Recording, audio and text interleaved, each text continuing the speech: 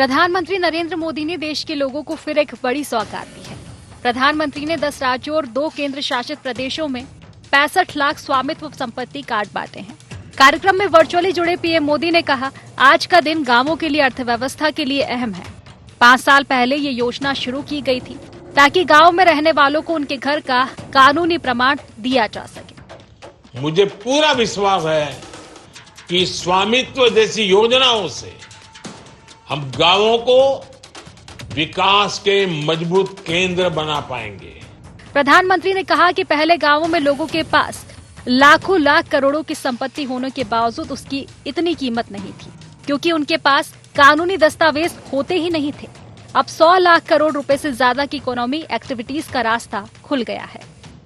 स्वामित्व योजना के साथ हमारी सरकार ने गांव के लोगों को एक ऐसा सामर्थ्य दिया है जो भारत के ग्रामीण जीवन का पूरी तरह कायाकल्प कर सकता है। पीएम मोदी वर्चुअली इस इवेंट में शामिल हुए, जबकि फील्ड पर 13 केंद्रीय मंत्रियों ने मोर्चा संभाला।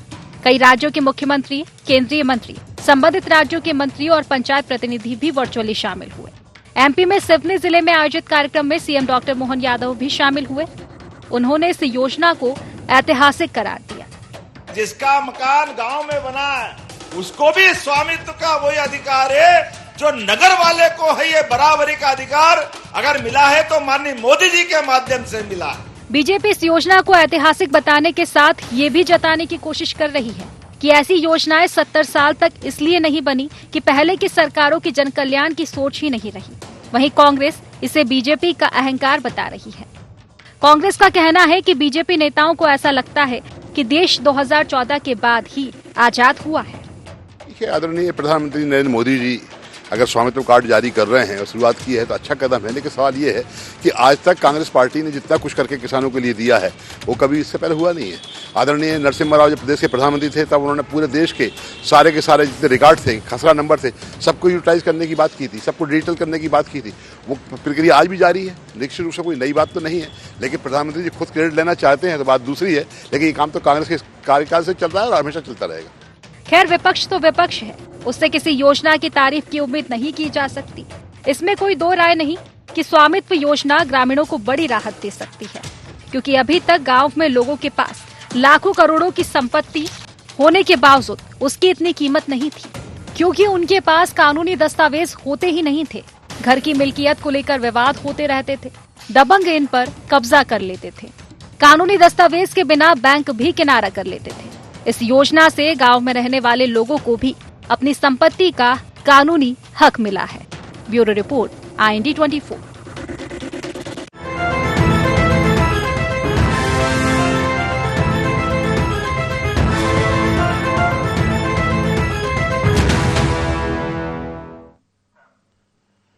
नमस्कार, स्वागत है आपका। इंडिया एजेंडा देख रहे हैं आप। मैं हूं आपके साथ प्रशिता शर्मा।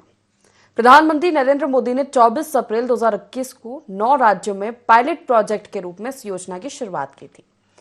इस योजना में ड्रोन तकनीक के जरिए जमीनों की मैपिंग और मालिकों का एक रिकॉर्ड तैयार किया जाता है। इसके बाद संपत्ति के मालिकों को एक कार्ड मुहैया कराया जाता है। इसका उद्देश्य ग्रामीणों को संपत्तियों का मालिकाना हक दिलवाना है। 31 राज्य और केंद्र शासित प्रदेश अब इस योजना में शामिल हो चुके हैं। तो वहीं आज पीएम मोदी ने 10 राज्यों और 2 केंद्र शासित प्रदेशों में 65 लाख स्वामित्व संपत्ति कार्ड बांटे। कार्यक्रम में वर्चुअली जुड़े पीएम मोदी ने कहा, आज का दिन गांव के लिए, अर्थव्यवस्था के लिए अहम है। 5 साल पहले ये योजना शुरू की गई थी। अपने संबोधन में पीएम मोदी ने यह भी कहा कि आजादी के बाद से ही कई गांवों में मूलभूत सुविधाएं नहीं थी। आदिवासी परिवार इसमें सबसे ज्यादा परेशान होते थे। स्वामित्व योजना से गांव की आबादी को कितना फायदा, क्या वाकई में आर्थिक क्रांति लाने का काम कर रही है स्वामित्व योजना? और इसके क्रेडिट लेने की जो होड़ मची हुई है, विपक्ष जो सत्ता पक्ष पर आरोप लगा रहा है कि ये सत्ता पक्ष का अहंकार है। चर्चा इसी पे करेंगे, जान लेते एजेंडा के पॉइंट्स क्या है। ग्रामीणों के लिए कितनी बड़ी सौगात है स्वामित्व योजना? क्या सचमुच गांव में आर्थिक क्रांति ला सकता है संपत्ति कार्ड?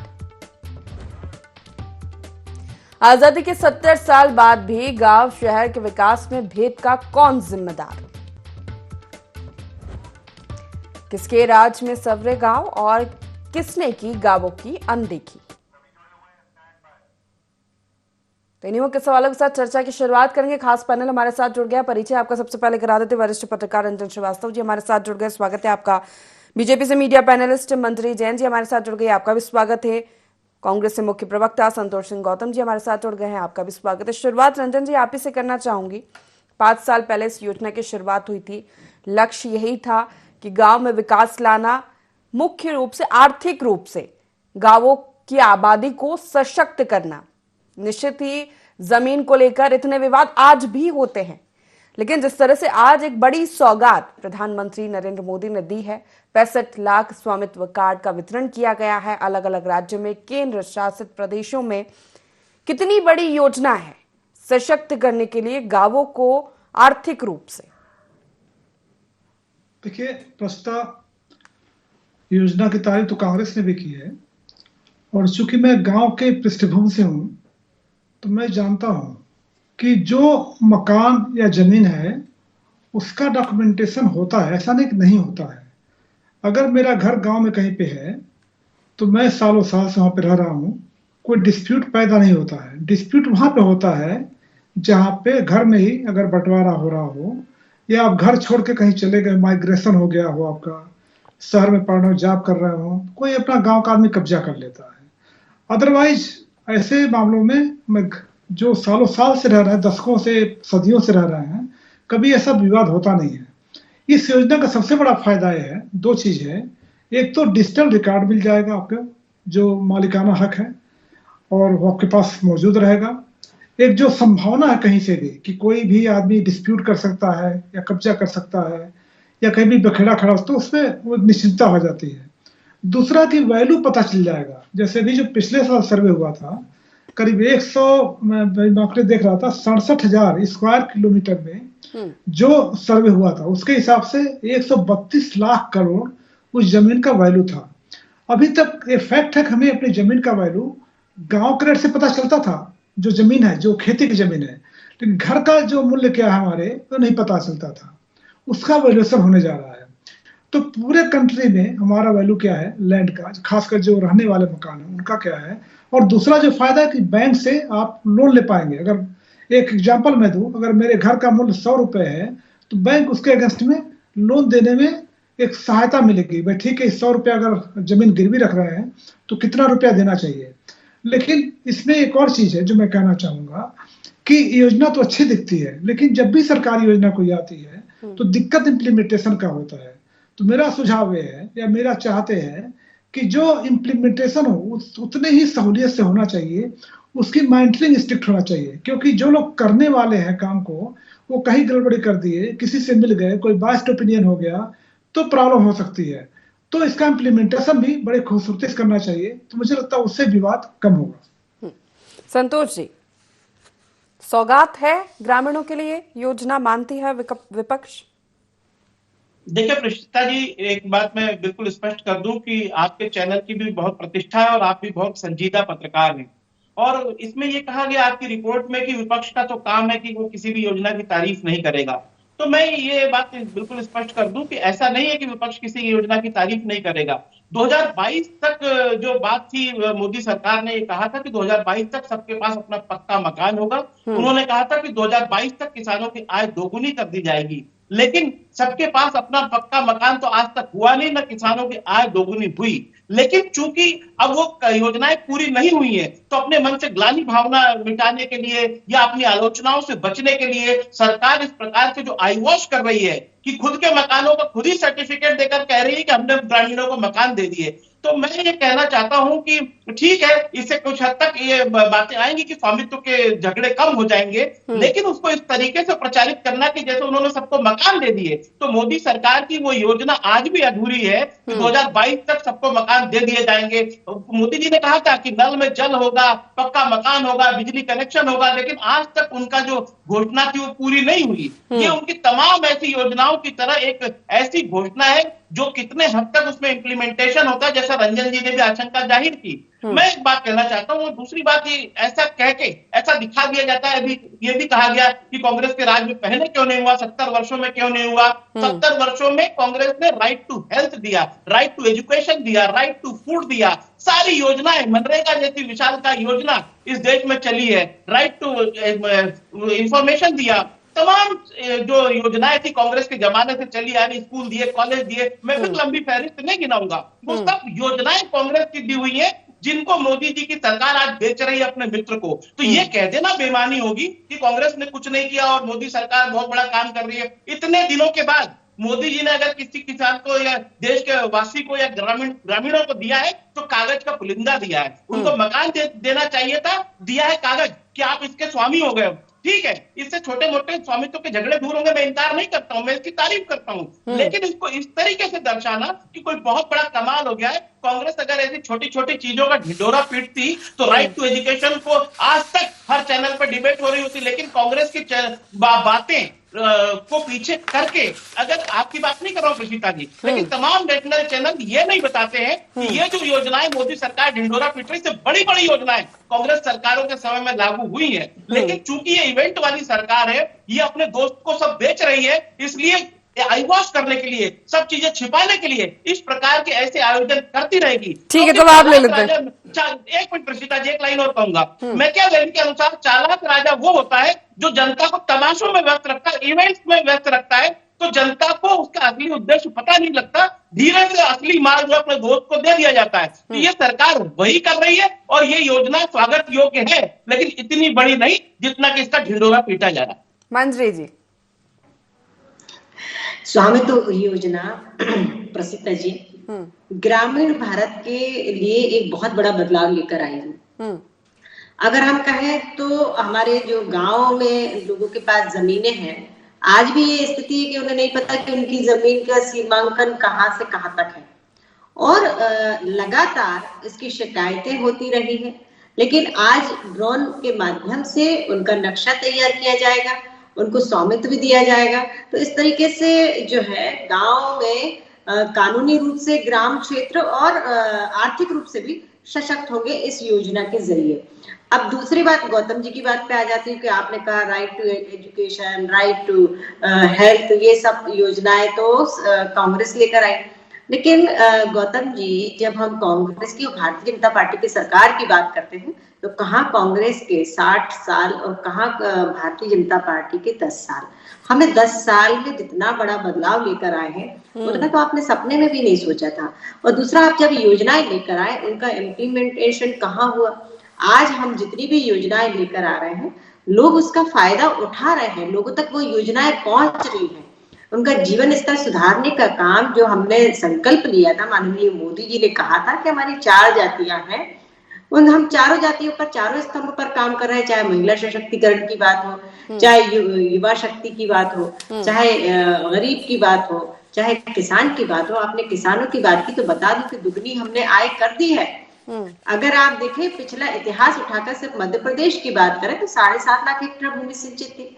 किसान जो है ज्यादातर वो वर्षा पर ही निर्भर होता था, लेकिन आज किसान सिंचाई के संसाधन इतने बढ़ गए हैं कि आज हम 50 लाख हेक्टेयर भूमि सिंचित कर चुके हैं और 1 करोड़ भूमि सिंचित करने का लक्ष्य माननीय मुख्यमंत्री जी ने रखा है। केन बेतवा योजना, पार्वती चंबल काली सिंध योजना जो है वो मध्य प्रदेश में बहुत बड़ा बदलाव लेकर आई। जब हम कभी सोचा, हम जब बुंदेलखंड की कल्पना करते थे या सोचते थे उसके बारे में, तो सिर्फ सूखा बुंदेलखंड समझ में आता था जहां गरीबी जो है वो पैर पसारी रहती थी। लेकिन आप बताइए, जब इंदिरा गांधी जी ने कहा था कि गरीबी हटाओ का जो नारा दिया था, क्या आप जो 55-60 साल आप सत्ता में रहे, आप क्या गरीबी हटा पाए? नहीं हटा पाए। लेकिन आज, और आप भुखमरी की जो बात कर रहे थे, तो भुखमरी के ऊपर तो मैं निबंध लिख लिख कर मैंने 12वीं पास कर ली थी, भुखमरी और बेरोजगारी। तो ये सब कांग्रेस के समय, इतने बड़े शासन काल में, इतने समय आप सरकार में रहे, सत्ता में रहे, आप बदलाव नहीं ला पाए। लेकिन आज जिस गति से काम हो रहा है, जिस तरीके से हमारी आर्थिक शक्ति के रूप में भी आज हम विश्व में स्थापित होते जा रहे हैं, तो ये बहुत बड़ा बदलाव है। सोच और विचारधारा का भी बहुत बड़ा अंतर है, जिससे हम निरंतर प्रगति कर रहे हैं। भारत एक नए भर रहा है, तो ये मोदी जी के नेतृत्व वाली सरकार है जो नित नए जन कल्याणकारी योजनाओं के ये जो साथ आर्थिक रूप से मजबूत करने की बात हो रही है मंत्री जी गांवों को, तो ये संपत्ति कार्ड से हो पाएगा? जिस तरह संतोष जी का कहना है कि ये बहुत बड़ी ऐसी कोई योजना नहीं है जिसका आप बखान कर रहे हैं, बहुत अच्छी योजना है, स्वामित्व को लेकर जो लड़ाइयां होती है, जो हक नहीं मिल पाते लोगों को वो मिल रहे हैं, लेकिन जो आर्थिक मजबूती की बात यहाँ पर सरकार कर रही है वो इससे आ पाएगी? देखिए गौतम जी जो है, मुझे लगता है शायद वो ग्रामीण क्षेत्र का उन्होंने दौरा नहीं किया या वो ग्रामीण क्षेत्र से जुड़े नहीं हैं। मैं तो खुद ग्रामीण क्षेत्र से जुड़ी हुई हूँ, मैं खुद किसान हूँ, मैं जानती हूँ कि कितना बड़ा विवाद होता है खेत से जो मेड़ जुड़ी होती है, किसकी कितनी जमीन है, किसका कितना स्वामित्व है, ये बहुत बड़ा एक इश्यू है गांव के अंदर और लोगों में इस पर हमेशा से विवाद तनाव बना रहता है। जो मुझे लगता है कि इस योजना के आने के बाद ये सुलझ जाएंगे और सबसे बड़ा फायदा ये होगा जब किसान अपनी संपत्ति का मालिक हो जाता है तो उसे बैंक से ऋण भी मिलने लगता है। किसान को खेती को लाभ का धंधा बनाने की तो मैं बात कर रही थी, वो बात अधूरी रह गई थी। तो मैं ये बता दूं गौतम जी को कि पहले हमारे मध्य प्रदेश में 5000 मेगावाट बिजली का उत्पादन होता था, आज 29,000 मेगावाट बिजली का उत्पादन हो रहा है। किसान बिजली के लिए परेशान होता था, पानी के लिए परेशान होता था, तो बहुत बड़ा बदलाव। आज किसान जहाँ एक फसल ले पाता था, आज हम 3 फसलें ले रहे हैं। तो ये हमारी आय तो बढ़ रही है, किसान की आय नहीं बढ़ रही क्या इसमें? आज हर छोटे से छोटे सीमांत किसान के पास अपने खुद के इक्विपमेंट है, चाहे वो ट्रैक्टर हो, चाहे मशीनें हो, और अत्याधुनिक मशीनें हैं जिस पर सब्सिडी भी दी जाती है छोटे किसानों के लिए। तो कहीं ना कहीं, और आज क्रेडिट कार्ड है, हम 0% ब्याज पर उनको ऋण देते हैं। आपके जमाने में तो 18 और 22% ब्याज लगता था किसानों के ऊपर। तो अगर मैं अभी तो मैंने सिर्फ एक किसानों के ऊपर बात कर रही हूँ, यदि महिलाओं के ऊपर और अन्य क्षेत्र में इंफ्रास्ट्रक्चर के बारे में बात करूँ तो किसानों की मतलब मैं कहूँ तो यदि गांव का यदि विकास हुआ है तो जब माननीय अटल बिहारी वाजपेयी जी प्रधानमंत्री हुआ करते थे तो उन्होंने प्रधानमंत्री सड़क योजना लेकर आए थे गांव के लिए, और उसके बाद द्रुत गति से काम हुआ और लगातार मध्य प्रदेश में जब 60,000 किलोमीटर सड़कें हुआ करती थी 2003 में, वो भी गड्ढे वाली। हम 25 किलोमीटर का सफर भी जो है सोचते थे कि गाड़ी से जाए या ना जाए, तो आज वो स्थिति नहीं है। आज 500 किलोमीटर के लिए भी हम नहीं सोचते और अपनी गाड़ियों से जाते हैं, सफर करते हैं। मुख्य रूप से गांव में विकास की बात है संतोष जी, जो गांव में विकास पहुंचना था वो नहीं पहुंचा, जो आज पहुंच पा रहा है। इसका जिक्र प्रधानमंत्री ने भी किया। अटल बिहारी जो मंत्री जी ने कहा कि प्रधानमंत्री ग्राम सड़क योजना के तहत 2000 के बाद से 8 लाख से ज्यादा सड़कों का जाल बिछा है। तो मुख्य रूप से जो भेदभाव ग्राम और नगर में जो रहा है वो दूर नहीं हुआ। देखिए प्रशीता जी, मैं एक बात बिल्कुल स्पष्ट कर दूं कि अगर कांग्रेस की सरकार इतने वर्षों तक न रही होती तो ये जो जमीनें हैं ना किसानों की, ये किसी अडानी को बिक चुकी होती। तमाम उस समय के जो उद्योगपति रहते हैं उनको यहाँ के भारतीय जनता पार्टी का जो प्रधानमंत्री होते तो बेच चुके होते। ये हमने देखा है कि उन्होंने कोशिश अभी आज तो लोग ग्रामीणों को 65 लाख गौतम जी, आप तो बड़े बुद्धिमान आपने मंजरी जी को विद्वान प्रवक्ता है आप। मैंने उनसे भी सवाल किया था बीच में संतोष जी, आप ये आप बार बार ऐसे नहीं बोल सकते ना कि आपको बोलने नहीं दिया जाता।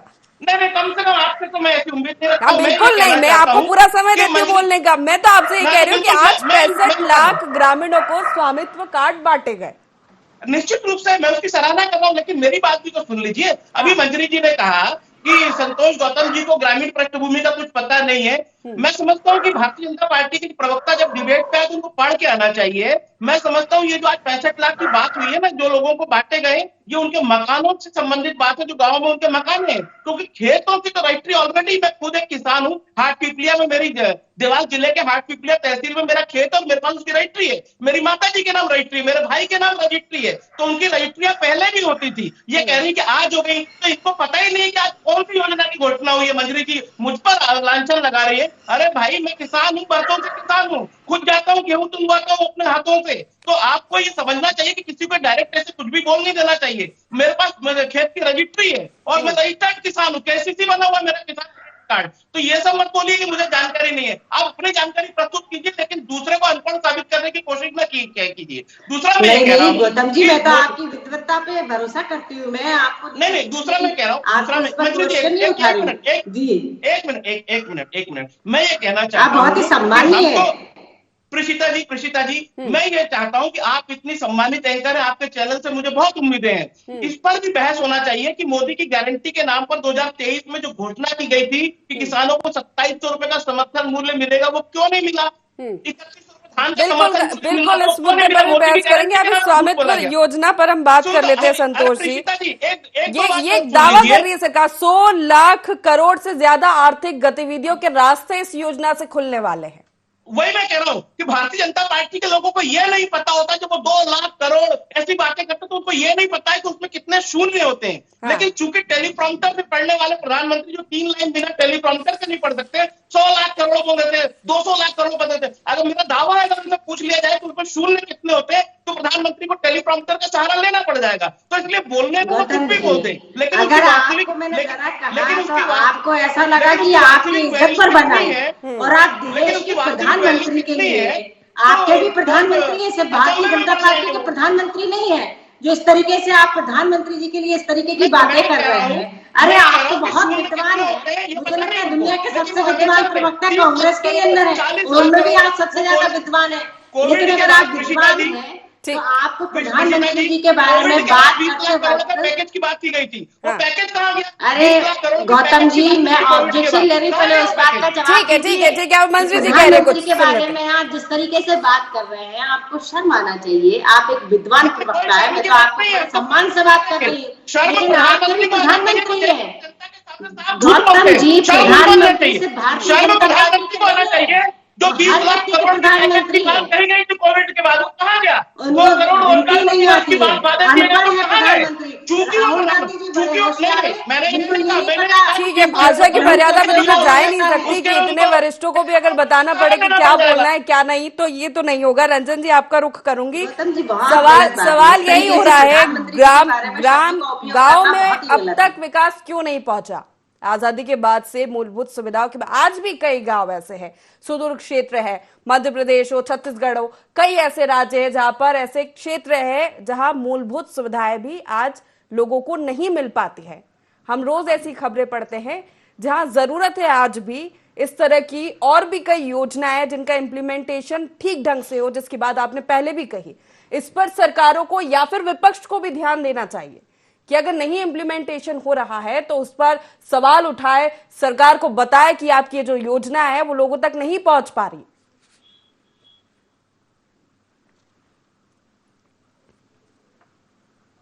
सड़क, खेती, किसानी, फूड प्रोसेसिंग, व्यापार बहुत बड़ा मुद्दा है। मुझे लगता है इस पे आपको वाकई एक अलग से बात करना चाहिए और मैं आपको सुझाव देता हूं और मैं साधुवाद देना चाहूंगा, आपने विषय उठाया।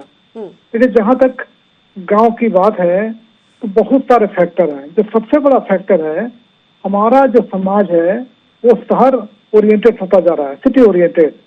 माइग्रेशन गांव से शहर में हो रहा, ना कि शहर से गांव में है।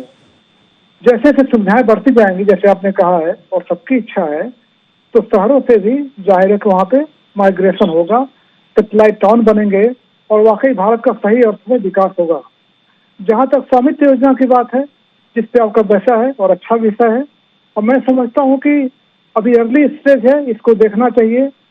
उसमें हमारा ये भी सुझाव है कि देखिए, जो मकान बने हैं उनका वैल्यू तो आप कर रहे हैं, लेकिन जो कब्जा ऑलरेडी है, जहाँ सड़क पे कब्जा है, नाली ठीक से नहीं बन रही है, वो कौन देखेगा? फिर जो रेवेन्यू डिपार्टमेंट में जो लोग हैं वो सही तरीके से, देखिए ड्रोन है, GIS है, जो उसके पीछे आदमी है ना, कोई कोई ह्यूमन है, वो बिल्कुल ऑब्जेक्टिव रहे, उसमें डिसऑनेस्टी ना आए, उसको इंश्योर कौन करेगा? तो सरकार को ही करना पड़ेगा। तो अच्छी योजना है, संतोष जी ने भी तारीफ की, धनोपिया जी ने तारीफ की, कांग्रेस तारीफ कर रही है, और मैं समझता हूँ इसको सही तरीके से इम्प्लीमेंट किया जाए तो वाकई बहुत अच्छी योजना है और लोगों को फायदा होगा, खासकर लोन लेने में और अपनी जमीन के वैल्यू को जानने में। मंत्री जी, इम्प्लीमेंटेशन की बात हो रही है कि इस तरह की योजना ग्रामीण क्षेत्रों में कैसे पहुंचे और ठीक ढंग से पहुंचे, लोगों को इसका लाभ मिले। ये बात भी की कि ड्रोन हो रहा है, मैपिंग हो रही है, तमाम टेक्नोलॉजीज का इस्तेमाल हो रहा है, लेकिन उसके पीछे भी ह्यूमन ही काम कर रहा है। मंत्री जी। जी प्रशिता जी, मुझसे सवाल है? जी आपसे सवाल है। जी, आवाज थोड़ा सा डिस्टर्ब हुई थी, मैं समझ नहीं पाई। आवाज आ रही है मेरी? हाँ जी बताइए। इम्प्लीमेंटेशन की बात हो रही है, स्वामित्व योजना अच्छी है, लेकिन ठीक ढंग से लोगों को इसका लाभ मिल पाए, वो सुनिश्चित करना होगा सरकार को। बिल्कुल, अभी तक जितनी भी योजनाएं आई हैं उनका लाभ लोगों तक पहुंचा है। और जैसे कि कहा जा रहा है कि आज भी जो ग्रामीण क्षेत्र है वो पिछड़े हैं, तो मैं समझती हूँ कि जिस 10 साल के अंदर जिस तरह से ग्रामीण क्षेत्रों का विकास हुआ है, आप प्रशिता जी जाइए गांव में, सीमेंट कंक्रीट की रोडें आपको मिलेंगी। वहां बारिश में भी मैंने दौरे किए हैं लगातार, तो हमारी गाड़ी जहां हमें जाना था वहीं जाना पड़ता था। ऐसा नहीं था कि हमको आधा किलोमीटर या 1 किलोमीटर अपनी गाड़ी छोड़कर पैदल जाना पड़े। तो आज गांव जो है वो बदल गए हैं। वहां देखिए, आज शौचालय नहीं थे। अब 70 साल में तो कांग्रेस शौचालय नहीं दे पाई। हमने माननीय प्रधानमंत्री जी ने महिलाओं के सम्मान के लिए, स्वच्छता के लिए शौचालय दिए। आज 11.5 करोड़ से अधिक हम शौचालय दे चुके हैं। प्रधानमंत्री आवास के जरिए हम लोगों को आवास दे चुके हैं।